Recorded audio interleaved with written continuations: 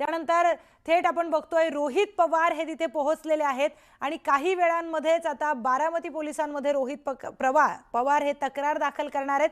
डीजीसीएने संबंधित VSR कंपनीची उड्डाणं ही तात्पुरती बंद केली आणि त्यानंतर आता फौजदारी गुन्हा दाखल करण्याची मागणी आता जोर धरू लागली आहे। थेट जाऊयात आपले प्रतिनिधी जितेंद्र जाधव यांच्याकडे। जितेंद्र, म्हणजे प्रियांका, आपण बघतोय की एकंदरीत या संदर्भात आमदार रोहित पवार यांनी वेगवेगळ्या पत्रकार परिषदा घेऊन त्यामध्ये आवाज उठवला होता आणि वेगवेगळे पैलू समोर आणले होते आणि आपण पाहिलंय की आता काल मुंबईमध्ये त्यांनी त्या ठिकाणी तक्रार दाखल करण्यासाठी गेले असताना त्यांची तक्रार घेण्यात आली नाही आणि आपण पाहतोय की आता बारामतीच्या या तालुका पोलीस स्टेशनमध्ये आमदार रोहित पवार यांच्या समेत युगेंद्र पवार असतील आणि रोहित पवार त्यांचे वडील आणि शेकडो कार्यकर्ते या पोलीस स्टेशनमध्ये दाखल झालेले आहेत। आणि आता आपल्याला पाहायचं आहे की बारामती तालुका पोलीस स्टेशनचे पोलीस निरीक्षक जे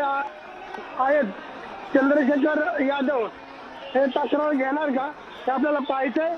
आणि आता नंतर या संदर्भात कार्यकर्त्यांनी असतील किंवा आपण या ठिकाणी जे महिला कार्यकर्ते आक्रमक झालेले आहेत, जोपर्यंत गुन्हा दाखल होत नाही तोपर्यंत आम्ही इथून हटणार नाही असा पवित्रा या सर्व महिला कार्यकर्ते असतील, युवा कार्यकर्ते असतील यांनी घेतलेला आहे। संपूर्ण आता बारामती तालुका पोलीस स्टेशनला आता वेढा घातलेला आहे कार्यकर्त्यांनी। त्याचबरोबर वकील मंडळी देखील मोठ्या प्रमाणात या ठिकाणी दाखल झालेले आहेत आणि एकच आवाज देत आहेत, एकच वादा अजितदादा, एकच वादा अजितदादा।